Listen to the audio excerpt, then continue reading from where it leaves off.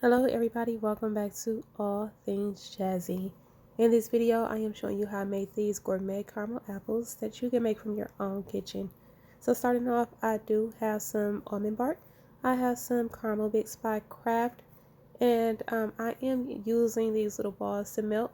I am going to use a pack and a half, but you can also use like these little cubes or squares as well.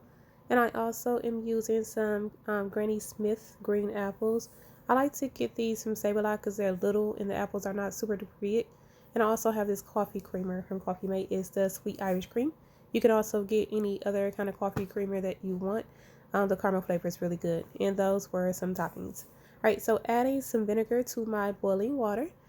This is just going to be for the apple cleaning portion. So I am going to dump the apples in here, count to 3, and I am going to scoop them out and put them into this ice bath over here. So I took a whole ice tray and some cold water, put it together, and I'm going to let them soak in there. And so taking them out of the ice bath, I am going ahead and make sure that they are completely dry, especially going in between where I am going to pull the stem out at, making sure that it's completely dry as well. Okay, so let's roll right into making this caramel. I do have my pan here. I have it on medium heat. So I'm going to dump the bag and a half of these little caramel bits into the pot. And I am just going to mix with my wooden spoon until they start to melt. You do have to keep mixing and moving these around because you do not want them to stick to the bottom of the pan, nor do you want them to burn. Okay, so once they started to just melt a bit, I am going to give it a little help by adding in my coffee creamer.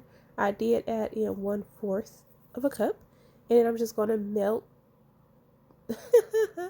not melt, I'm going to mix this until it melts on medium heat. Okay, so just keep on stirring, and I am adding in some flavoring. I did use cookie nip, but of course you can use vanilla, you can use a rum flavor extract, whatever extract that you want to use, go ahead and dump it in there, okay? And I did eyeball it. Y'all know I use the eyeball method. So you're just going to keep stirring until it smooths out. Once it smooths out, you can go ahead and remove it from the heat and let it chill just for about a minute or so. So while that is just chilling so that it's not super duper duper hot and burn my hand, I am going to go ahead and put some sticks into my apple. I started off using some cake pop sticks is what I like to call them. Those are super hard. So I did get the rest of the apple sticks that I had remaining from the last time that I made caramel apples, and I am just going to stick them in here. Just stick it in there far enough to be able to handle the apple, but don't go down too far. All right, so rolling my apples into the caramel, you're just going to dip it in there and twist. I like to get full coverage. Now, you absolutely do not have to get full coverage, but me personally, I like to get full coverage. And if you clean apples before, you know that once you dip them in that hot water, they all that wax comes off, so they're not going to be shiny and pretty, and they're going to look really dull and probably change colors a little bit. So cover those in full.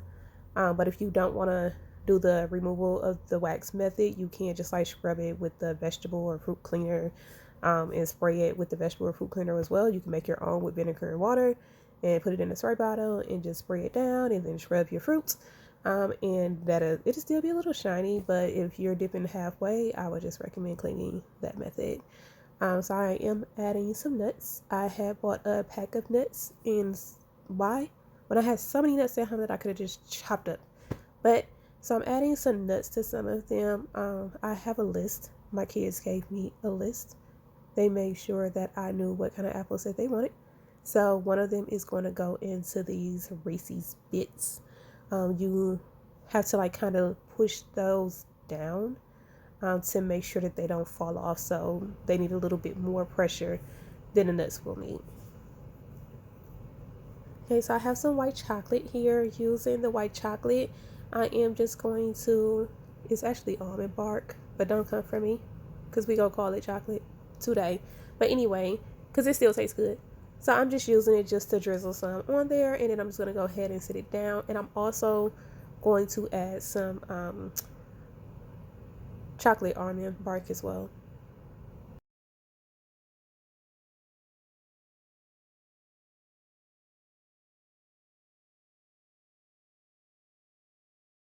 I'm gonna make this one look sort of like a snow cone.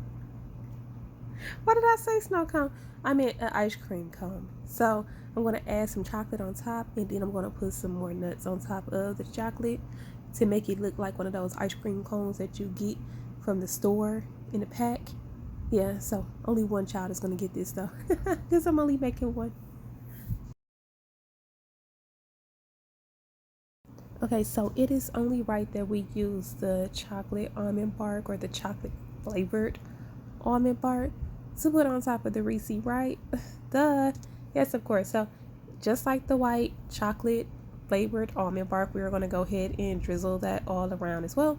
And then the ones that I covered with the white chocolate flavored almond bark, I am going to go ahead and drizzle around there as well, just to make it just look a little bit more cuter. But you guys, these apples are so easy. And it tastes way better than store-bought, because of course they're fresher. Your caramel is fresher. You can make caramel from scratch, but this is just the easy method, just to get some dessert in for the day. The kids get the fruit in for the day. They get the little sugar rush that they need for the day. And so once I am done just decorating these apples, I am going to let them sit. So you can let them sit on room temperature, or you can pop them in the fridge. Of course, they will taste better cold, in my opinion. At least we like them cold, okay? Because when you bite into the apple just definitely tastes better cold. But don't try to bite into this apple right now after you dipped it into that hot caramel, okay? Because the apple just ain't gonna taste right. Let it sit for a moment. So if you sit it, you can let it sit room temperature again overnight. But you can also pop it in the fridge for like an hour or two, and you are good to go. Y'all, these are done, and they are so pretty. They are going to be so good. If you try this, please leave a comment below just to let me know. Or if you make your caramel apples the fast and quick, easy way using something else, some different caramel, leave me a comment below and let me know. Alright, so that is the end of my video. So I will see you guys next time. If you want the full like printed recipe, there will be a link in the description box below. Alright, catch y'all in the next video. Thanks for watching. Bye.